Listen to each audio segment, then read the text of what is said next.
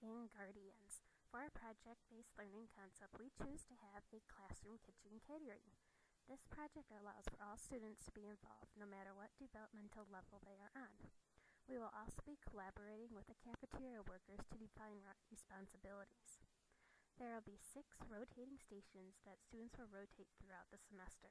One of these stations will deal with Students will work in a group to figure out how they want to promote their classroom kitchen. They may choose to do this through posters, intercom announcements, and multimedia promotions. This group will also be responsible for the menu design. The menu design will reflect the theme for the week. Another station students will rotate through is the menu planning station. They will be able to choose a theme and then create a menu to match that theme. Students will also be responsible for creating a shopping list of all the needed food items for their menu. For the preparation and cooking portion, there are 4 areas that the children will be responsible for: food storage, kitchen safety, cooking, and plating.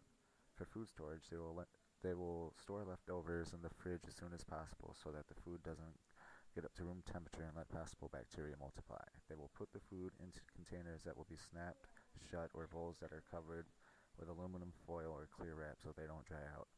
Also, leftovers should be eaten within 3 to 4 days after they have been made. If not, then they should be frozen into small 1 to 2 portion serving sizes so that they can be heated up with ease. For kitchen safety, the kids will learn to be able to perform all types of tasks in the kitchen. They will learn that they should wear an apron or an old shirt so that they don't mind getting dirty. Also, they shouldn't be wearing anything baggy in case that it were to get caught in a mixer or other equipment. They'll know to be sure to wash their hands before and after handling raw meat, poultry, eggs, and fish products because these foods can contain bacteria that can cause illness. They'll use pot holders or oven mitts rather than dish towels to handle hot pots, pans, or baking trays. They'll know to turn the pot and pan handles towards the back of the stove so that they won't knock them over by accident. Also, they will learn what is and what isn't microwave safe. For cooking, the children will be making relatively simple dishes that will be served to their peers as well as others, teachers, students, and parents. For plating, they'll also learn a little bit about making the food look like art. The children will make the dishes look just as delicious as you would see in a commercial on TV. For serving, they will be serving the customers an entree, sides, and desserts by scooping or slicing the food and then putting it into the plate of the customer. For the cleanup section of this project, students will learn skills around food packaging and preserving leftover and unused food items. They will have hands-on experiences using healthy practices to clean and sanitize preparation areas, cooking surfaces, and serving stations. Feel free to remind them of these acquired skills at home. These students will also consider the question, what do we do with leftovers? This is important to consider in an effort to discourage wastefulness and impress upon them the importance of using materials to their fullest and thinking about the needs of others. As far as funding goes, our Classroom Kitchen startup funds have been attained through grant funds and generous donations from the community. Students will learn basic accounting skills when they gather and record information pertaining to cost, profit, and loss. They will coordinate the ticket sales for meal days. They will handle the money that comes in and goes out.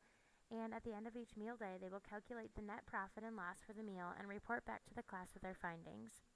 These are skills that are all very transferable to the real-world experiences and vital information for orchestrating our classroom kitchen. With the budgeting, if they do make a profit, they will decide what to do with it.